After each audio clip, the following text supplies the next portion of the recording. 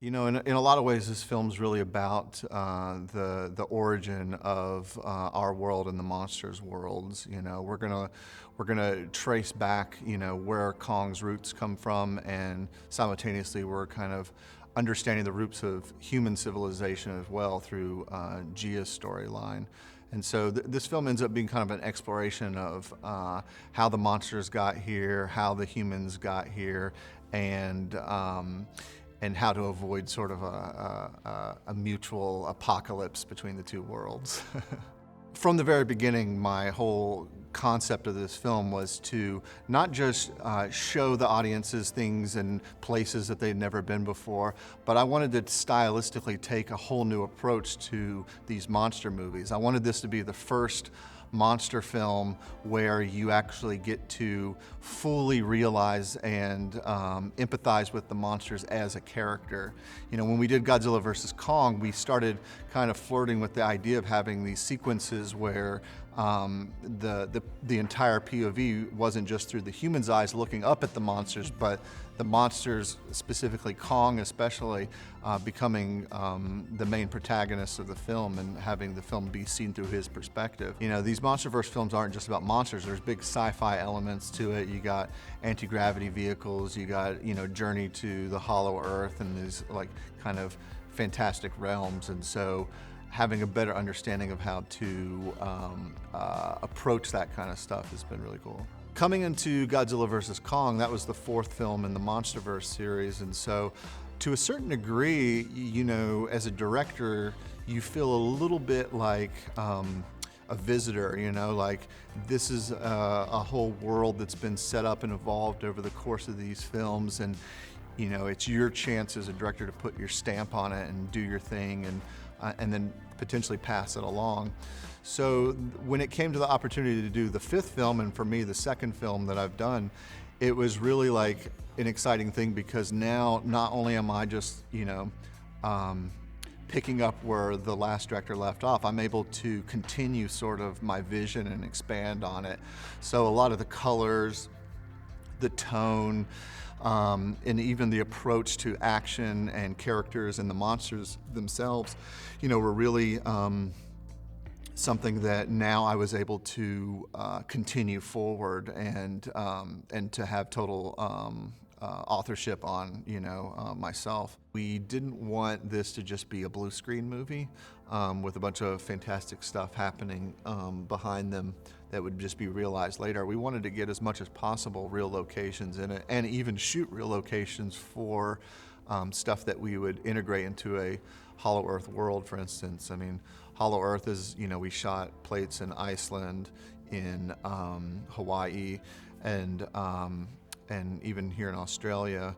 But, you know, this is a film that is traveling all over the world. We have stuff in Rome, Rio, and so forth. So we're getting all these different environments, and I think that that's really important nowadays. I mean, there's a reason why, like, James Bond movies, you know, always go all over the world. There's sort of like this, there's just something to a film that has like sort of a, you know, a real feeling of travel to it, and reality within taking you to places that you've never been. And even though some of the places we're taking the audiences are totally fantasy, we want them to feel grounded in a way.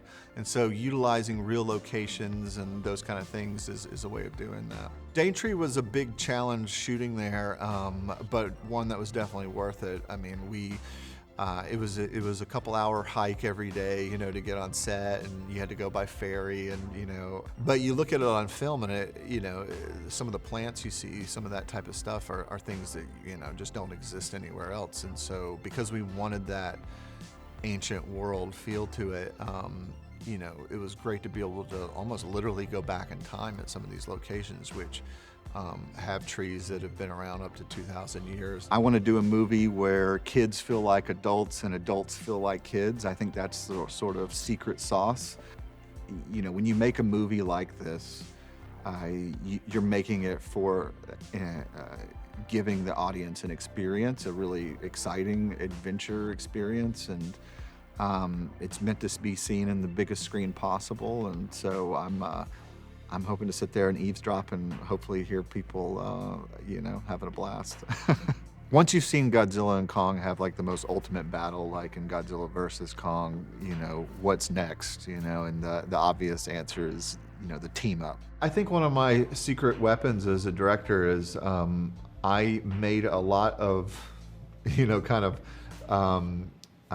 mental notes when I was a kid of what I wanted to see and experience in movies if I was ever given a chance to direct. And one of the things that I was really focused on as a kid was, the type of Godzilla films that I always wanted to see. Like I just love the sequences where the monsters are interacting with each other. I love all the little allegiances they have. I like the friendships, like Mothra and Godzilla have their sort of thing, and Anguirus and Godzilla, they have their own little understandings. And so as a filmmaker, I wanted to really kind of fulfill the wishes that I kind of created in myself when I was 10, when I watched these movies, because I just know that if I felt this way as a kid, that there's lots of kids now that feel the same. And so, even though this is a movie that's meant to be enjoyed, for adults and children, if you're an adult, hopefully the movie makes you feel like a kid. And if you're a kid, hopefully the movie makes you feel like an adult. That's the sweet spot. And that's what I'm trying to hit. Well, there's quite a bit different in this Godzilla. I mean, Godzilla has to go through an entire evolutionary process to kind of prepare himself for this battle. And in a lot of ways, like I think the concept of characters evolving and kind of prepping for like a major conflict and having to change themselves in order to adapt to be able to take on a formidable adversary is kind of inspired by the Shaw Brothers films of the 70s, especially, some of the 80s ones as well. Like I took a lot of inspiration from that kind of martial arts structure where, hero fights villain, is defeated and has to pull himself together and learn new talents and abilities in order to take him down. Like Clan of the White Lotus is one of my favorite movies of all time, and that movie really features that kind of vibe really strongly.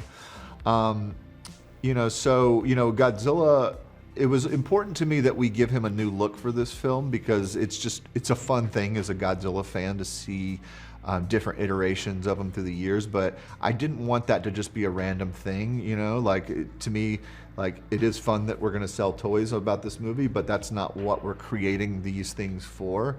So I wanted it to be story driven, and so the concept of Godzilla evolving was something that was always a major thrust of the story.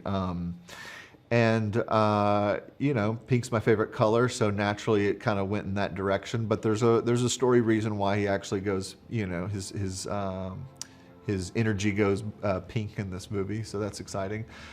With Kong's always a character that interfaces with the humans. He's always got, the human story is always very tightly intertwined with Kong's story in pretty much every past iteration up till now. And so the concept of evolving Kong using, with his interface with the humans, like with this mechanized arm and stuff was something that was, again, another one of the concepts that were developed right out the gate.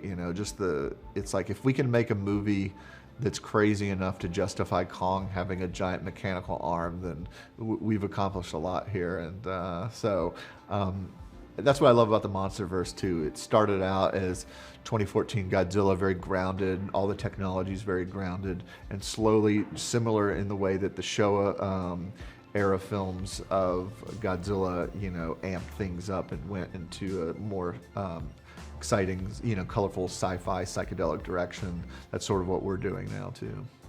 Godzilla over the years has had lots of main nemesis villains, like Destroya and Ghidorah, but Kong has never had a main villain. And so that's where Scar King comes in. He's very much the anti-Kong.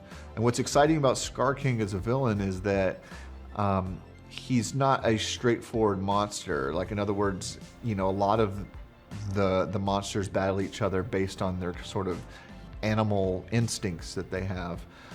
The Scar King's closer to a human in the sense that he's his intentions are evil, and normally these monsters, for better or worse, you can't necessarily say their intentions are bad. They're just in conflict with planet Earth or Godzilla himself. In this case, the Scar King's actually a bad guy, and so in that sense, like, he's kind of cool too, because he's sort of continuing the legacy that these films always have. There's always an environmental edge. There's always a man versus nature edge, and instead of having to literally have man conflicting with the monsters, the Scar King is actually a surrogate for man, and we're able to say all those things, but in a 300-foot tall package. Zuko's the heart of the film. We learn more about Kong through Zuko than we do even, from Kong doing anything else. I think he's sort of a reflection of the way probably Kong was when he was young himself. And, I think on the surface, Zuko comes off like this cute little, almost Baby Yoda thing. But like the way I would describe him is, he's like Baby Yoda. If Baby Yoda would eat the flesh off of your face, it's, he's a little scrapper. He's a survivor, and there's a lot of complexity with him as a character. And he's the heart and soul of the movie, though.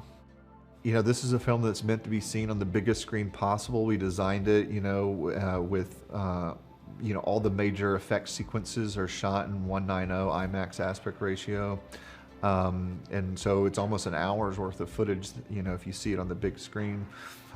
Scale is always the main thing. I mean, these movies, there's nothing bigger, like you don't have characters that are this big in any other film, and it's really a fun, thing to play with. And, there's only so many ways you can create a giant 300-foot monster, and most of that is going to require full CG animation. And so a lot of this film, in some ways, as a filmmaker myself, I have to approach it as though I am making a hyper-realistic animated movie. With that said, we still have, a fantastic story with our human cast, and it's very important where we can to put them in real locations, because like I said, so much of the film has to be done in CG. When we don't, it's really important to try to find ways to ground it. And so we travel all over the world. And we've gone to some really interesting, dense, out there locations in the rainforest, like in Duntry, for instance. One of our main locations, we shot some jungle footage out there. It wasn't easy to get to, a couple hours from the hotel. You had to take a ferry over to this one part just to get to the location itself. But it was all worth it because, anywhere we didn't have to, use blue screen and stuff, it was important to take advantage of that. As an icon, Godzilla and King Kong has just persevered for so many years, and there's been so many incarnations of those characters. I think the fact that they're just not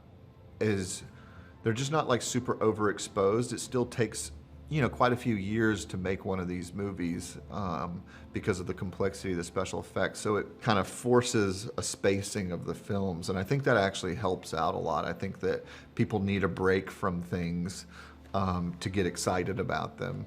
And I think the MonsterVerse films, they've always had a different approach. I mean, this is only the first time that there's been a director doing two in a row, but up until now, every director sort of had their own take and their own style that they brought to it. And I would say even the style I brought to this one's very different than the one I brought in Godzilla vs. Kong.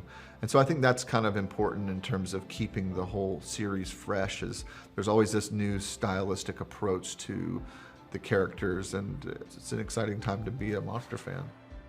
I just want audiences to be able to, again, like I think the best way I can describe it is I want kids to feel like adults, and I want adults to feel like kids. I mean, that's sort of like my main focus when creating these. Is I'm the only audience I truly can relate to is myself, and the version of myself that I'm making this movie for is the inner 10-year-old in me. Now, the 10-year-old in me didn't necessarily want a kids movie either. You know, like when you're a 10-year-old, you don't, you know, like when something's made too much for kids, you don't like it. I mean, as a 10-year-old, I liked Godzilla movies, but I also liked the Terminator films and Aliens and movies I shouldn't have been watching when I was 10. And so, you know, like that's the line that we're trying to ride for me, you know, is I want to make something that you know, can, you know, really allow kids to interface their imagination onto and all that stuff, but you know, like it's not pandering to them either, you know, on either end of it. I don't want adults to feel like they're watching a kids movie, because it's not, but that's sort of the line, you know. I think that's like the greatest advantage of having a character like Kong, is he's so human in his own ways. And so I think there's a lot of important lessons in terms of the emotional journey Kong's going through, and you know, and that's reflected in the human journey as well. Gia is going through a period of trying to figure out her place in the world and the people that she can relate to, and Kong's going through exactly the same thing on his own scale, you know, in Hollow Earth even. And so that's what's kind of interesting, is that the human story in these films, I think, are most effective when they don't always have to be butted up against the monsters, but thematically they need to reflect each other. And like you said, this film has a lot of really great messages about finding your place in the world, and you know, and about overcoming loneliness and those kind of things.